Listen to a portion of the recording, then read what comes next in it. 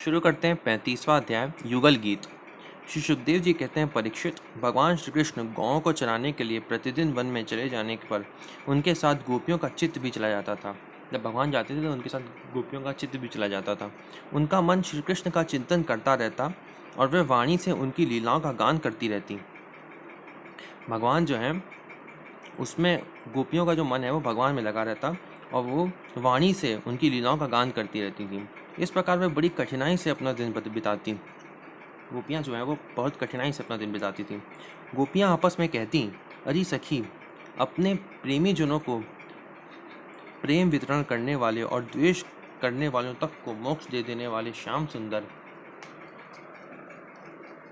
नट नागर जब अपने बाएं कपोलों को बाईं बाह की ओर लटका देते हैं और अपनी भौहें नचाते हुए बांसुरी को अधरों से लगाते हैं तथा अपनी सुकुमार अंगुलियों को उसके छेदों पर फिराते हुए मधुर तान छेड़ते हैं, उस समय सिद्ध पत्नियां आकाश में अपने पति सिद्ध गणों के साथ विमानों पर चढ़कर आ जाती हैं और उस तान को सुनकर अत्यंत ही चकित तथा विस्मित हो जाती हैं।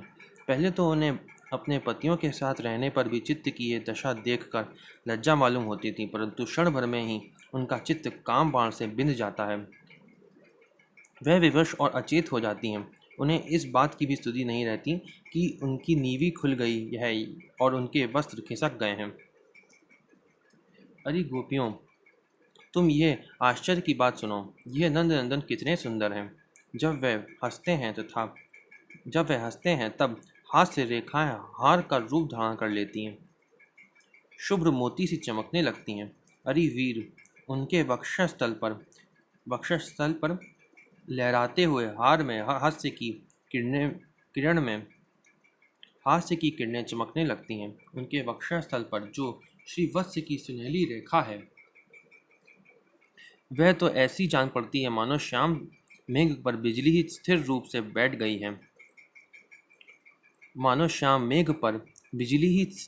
बैठ गई है।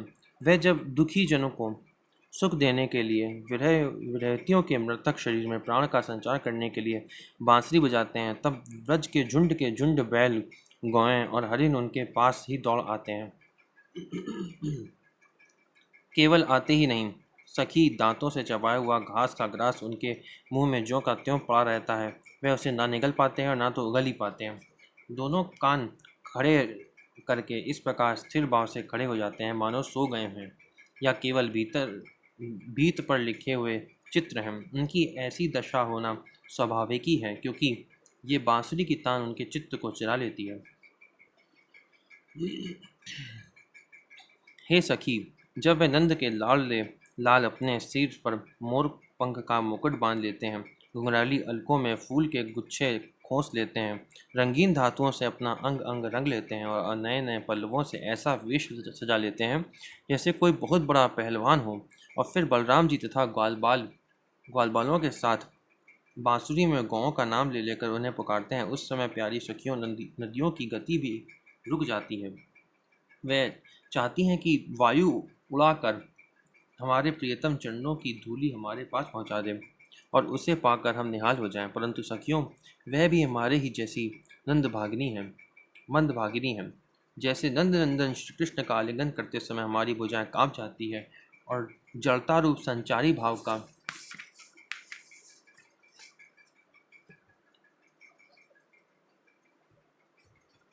उदय हो जाने से हम अपने हाथों को हिला भी नहीं पाती, वैसे ही वह भी प्रेम के कारण कांपने लगती हैं। 2-4 बार अपनी तरंग रूप भुजाओं को कांपते कांपते उठाती तो अवश्य है, परंतु फिर विवश होकर स्थिर हो जाती हैं, प्रेम आवेश से स्तंभित हो जाती हैं।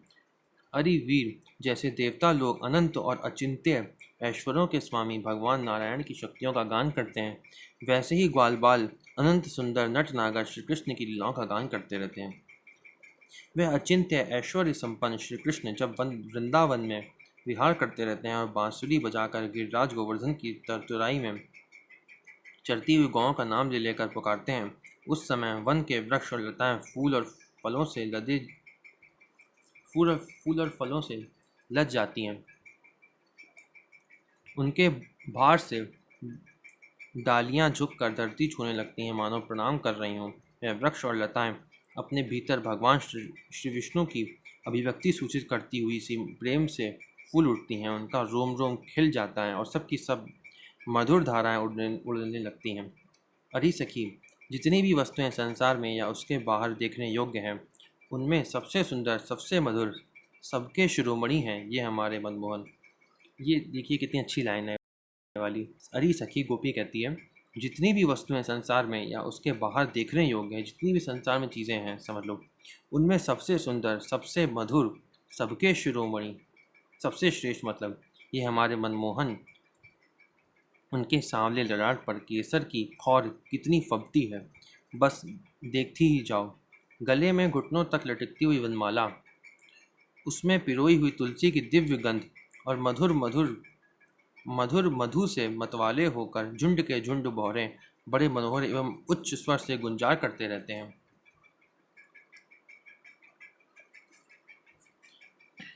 हमारे नट नागर श्याम सुंदर भौरों की उस गुनगुनाहट का आदर करते हैं और उन्हीं के स्वर में स्वर मिलाकर अपनी बांसुरी फूंकने लगते हैं। उस समय सखी उस मुनि जनमोहन संगीत को सुनकर सरोवर में रहने वाले सारस, हंस आदि पक्षियों का विचित्र उनके हाथ से निकल जाता है, छिन जाता है। वे विवश होकर प्यारे श्याम सुंदर के पास आ बैठते हैं तथा आंखें मुंह चुपचाप चित्त एकाग्र करके उनकी आराधना करने लगते हैं, मानो कोई विहंग विहंगम व्रति के रसिक परमहंस ही हों। भला कहो तो ये कितने आश्चर्य की बात है। अरि व्रज देवियों, हमारे श्याम सुंदर जब पुष्पों के कुंडल बनाकर अपने कानों में धारण कर लेते हैं और बलराम जी के साथ गिरिराज के शिखरों पर खड़े होकर सारे जगत को हर्षित करते हुए बांसुरी बजाने लगते हैं। बांसुरी क्या बजाते हैं, आनंद में भरकर उसकी ध्वनि के द्वारा सारे विश्व का आलिंगन करने लगते हैं। उस समय श्याम मेघ बांसुरी की तान के साथ मंद मंद गरजने लगता है। उसके चित्त में इस बात की शंका बनी रहती है कि कहीं मैं जोर से गरजना कर उठूं और वह कहीं बांसुरी की तान के विपरीत पड़ जाए, उसमें बेसुरापन ले आए, तो मुझसे महात्मा श्री कृष्ण का अपराध हो जाएगा। सखी, वह इतना ही नहीं करता, वह जब देखता है कि हमारे सखा घनश्याम को घाम लग रहा है, तब वह उनके ऊपर आकर छाया कर लेता है, उनका छत्र बन जाता है, जो मेघ है। अरे वीर, वह तो प्रसन्न होकर बड़े प्रेम से उनके ऊपर अपना जीवन ही निछावर कर देता है। नहीं नहीं, फुहियों के रूप में ऐसा बरसने लगता है मानो दिव्य पुष्पों की वर्षा कर रहा हो। कभी कभी बादलों की ओट में छिपकर देवता लोग भी पुष्प वर्षा कर जाया करते हैं। सती शिरोमणि यशोदा जी, तुम्हारे सुंदर कुंवर ग्वाल बालों के साथ खेल खेलने में बड़े निपुण हैं। रानी जी, तुम्हारे लाडले लाल सबके प्यारे तो हैं ही, चतुर भी बहुत हैं। उन्होंने बांसुरी बजाना किसी से सीखा नहीं है, अपने ही अनेकों प्रकार की राग रागनियाँ उन्होंने निकाल ली। जब वे अपने बिंबा फल सदृश लाल लाल अधरों पर बांसुरी रख कर ऋषभ, निषाद आदि स्वरों के अनेक जातियां बजाने लगते हैं, उस समय वंशी की परम मोहिनी और नई तान सुनकर ब्रह्मा, शंकर और इंद्र आदि बड़े बड़े देवता भी जो सर्वज्ञ हैं उसे नहीं पहचान पाते। वे इतने मोहित हो जाते हैं कि उनका चित्त तो उनके रोकने पर भी उनके हाथ से निकलकर वंशी ध्वनि में तल्लीन हो जाता है, सिर भी झुक जाता है और वे अपनी सुध बुध खोकर उसी में तन्मय हो जाते हैं। अरे वीर, उनके चरण कमलों में ध्वजा, वज्र, कमल, अंकुश आदि के विचित्र और सुंदर सुंदर चिन्ह हैं, जो व्रजभूमि गांवों के खुर से खुद जाती हैं। तब वे अपने सुकुमार चरणों से उसकी पीड़ा मिटाते हुए गजराज के समान मंद गति से आते हैं और बांसुरी भी बजाते रहते हैं। उनकी वह वंशी ध्वनि, उनकी वह चाल और उनकी विलास भरी चितवन हमारे हृदय में प्रेम के मिलन की आकांक्षा का आवेग बढ़ा देती हैं। हम उस समय इतनी मुग्ध, इतनी मोहित हो जाती हैं कि हिल डुल तक नहीं सकती, मानो हम जड़ वृक्ष हों। हमें तो इस बात का भी पता नहीं चलता कि हमारा जूड़ा खुल गया है या बंधा है, हमारे शरीर पर का वस्त्र उतर गया है या है। अरे वीर, उनके गले में मणियों की माला बहुत ही भली मालूम होती है। तुलसी की मधुर गंध उन्हें बहुत प्यारी है। इसी से तुलसी की माला को तो वह कभी छोड़ते ही नहीं, सदा धारण किए रहते हैं।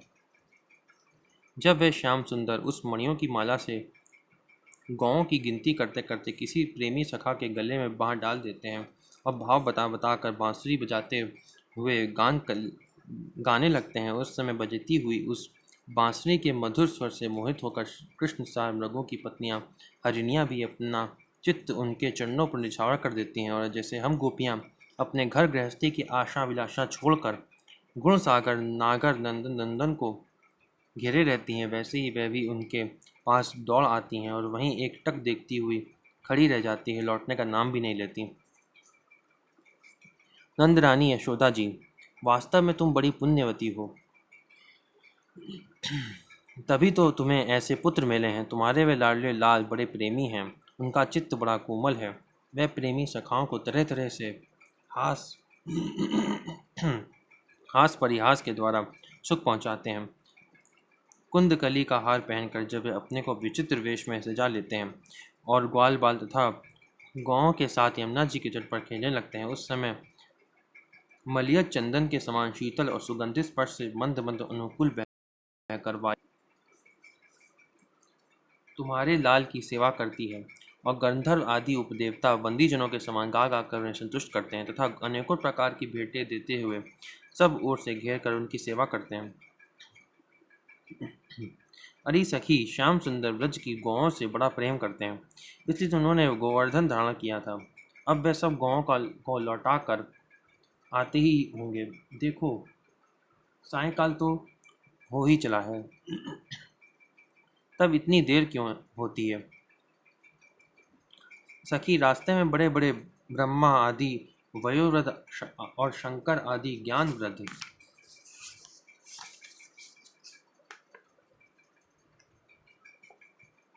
उनके चरणों की बंदा जो करने लगते हैं। अब गाँव के पीछे पीछे बांसुरी बजाते हुए वे आते ही होंगे। ग्वाल बाल उनकी कीर्तन का गान कर रहे होंगे। देखो ना, ये क्या आ रहे हैं। गाँव के खुरों से उड़ उड़कर बहुत सी धूल वनमाला पर पड़ गई है। वे दिन भर जंगलों में घूमते घूमते थक गए हैं, फिर भी अपनी इस शोभा से हमारी आँखों को कितना सुख कितना आनंद दे रहे हैं। देखो, ये यशोदा की कोख से प्रकट हुए सबको आह्लादित करने वाले चंद्रमा हम प्रेमीजनों की भलाई के लिए, हमारी आशा अभिलाषाओं को पूर्ण करने के लिए ही हमारे पास चले आ रहे हैं। सखी, देखो कैसा सौंदर्य है।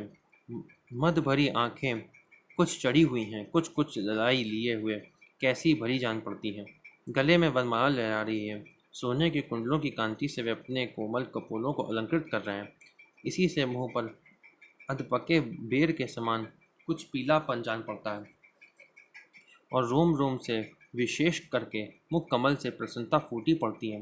देखो, अब वे अपने सखा ग्वालबालों का सम्मान करके उन्हें विदा कर रहे हैं। देखो देखो सखी, व्रज विभूषण श्री कृष्ण गजराज के समान मदभरी चाल से इस संध्या वेला में हमारी ओर आ रहे हैं।